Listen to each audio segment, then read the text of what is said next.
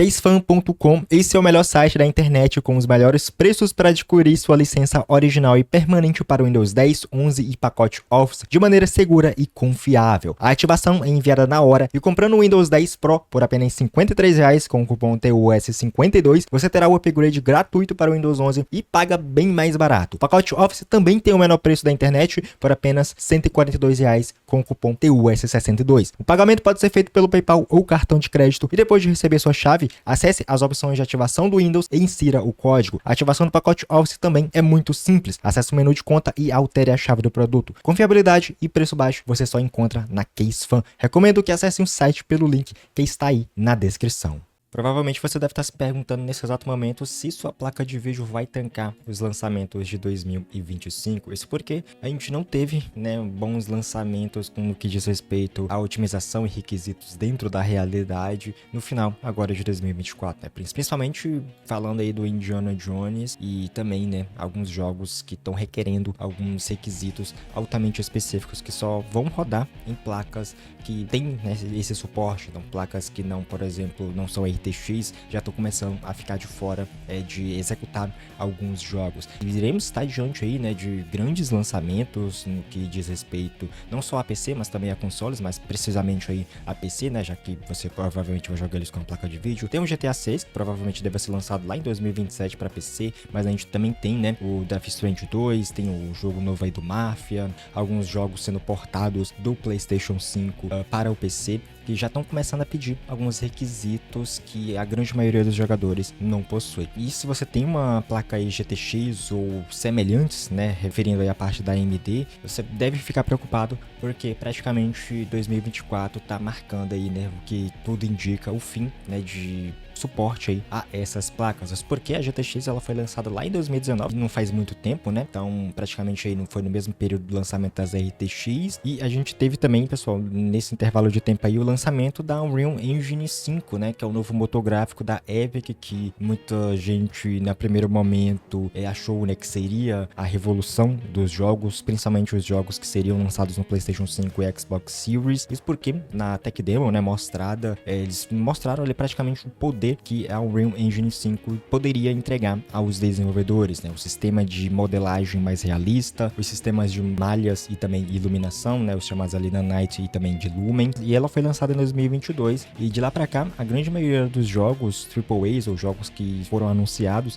estão usando essa engine aí da Epic, porque proporciona algumas melhorias, no que diz respeito ao desenvolvimento, principalmente relacionado ao uso de assets e também suporte e, é claro, facilidade de importar e também portar esses jogos da Unreal Engine 5 para consoles e também para PC. Em contrapartida, ela deixa os jogos, no caso deixou os jogos bem pesados e fez com que muitos desenvolvedores acabassem utilizando recursos que poderiam ser utilizados ali de maneira não obrigatória por jogadores, que seriam a primeiro momento pensados para serem um auxílio, como por exemplo o DLSS, o FSR e principalmente a geração de quadros, recursos que antes poderiam ser considerados opcionais, meio que estão se transformando em obrigatórios para conseguirem rodar esses jogos que estão ficando cada vez mais pesados, não só em tamanho, mas também em requisitos. E a gente teve lançamentos, jogos que já estão começando a cortar algumas gerações de placas da Nvidia e da AMD, porque não conseguem rodar os jogos que estão usando essas tecnologias mais recentes. E se você for olhar a Steam, pelo menos a pesquisa de hardwares deles lá, dentre as 10 placas mais utilizadas por jogadores, apenas uma não é RTX, por isso que alguns jogos começam aí com o Indiana Jones, e também no caso do Final Fantasy VII Rebirth, que vai se chegar agora para PC, um exclusivo de PlayStation 5, eles cortaram praticamente ali, todas as placas GTX, que não tem suporte ao Ray Tracing e também não tem suporte ali aos chamados Mesh Shaders, Tem essa tecnologia, placas mais recentes, conseguem entregar, principalmente as placas RTX que já vêm com esse suporte. A gente também teve um lançamento, o Alan Wake 2, por exemplo, eles não rodava em placas sem suporte ao Mesh Shader, na verdade até que executava, só que o desempenho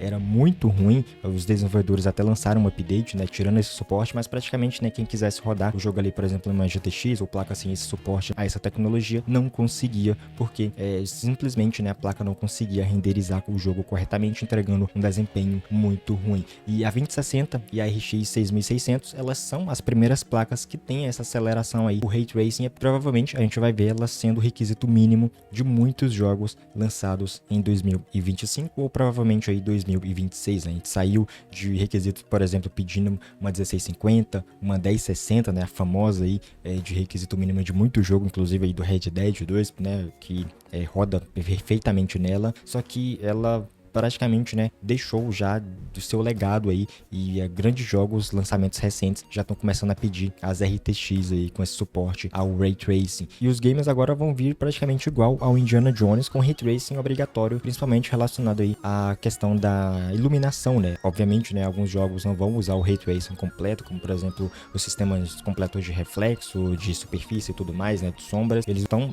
fazendo uso aí do Ray Tracing, né, das RTX aí, para fazer com que o jogo ele renderize ali o sistema de iluminação de uma maneira um pouco mais simples. A gente também teve essa mesma implementação lá no Star Wars Outlaws, que se você, por exemplo, desabilitasse o Ray Tracing, o jogo praticamente ficava sem nenhum detalhe, né? Basicamente uma paisagem, né, bem feia. Mesmo o Ray Tracing desses jogos, né, que são requeridos, não pesa tanto, né, quanto, por exemplo, se eles utilizassem o sistema de reflexos, que é basicamente, né, o que a gente estava meio acostumado a ver essa tecnologia sendo utilizada ali pelas RTX. Tanto o Star Wars, o Final Fantasy VII Rebirth, né, o Alan Wake, o Indiana Jones e provavelmente alguns outros jogos estão fazendo uso aí desse tipo, né, de tecnologia, e até mesmo, né, o suporte aí aos Mesh Shaders, né, que são sombreadores em malha, que é basicamente uma tradução ali mais literal, que são aí um conjunto, né, de instruções em que o processamento das geometrias dos modelos, dos personagens, dos cenários em si, né, e a aplicação ali 3D deles no jogo. Então esse tipo de tecnologia, ela foi introduzida lá em 2018 para substituir os Vertex Shaders e também alguns outros tipos de shaders que os jogos utilizavam. Então apenas algumas placas após 2018, por isso que elas pedem aí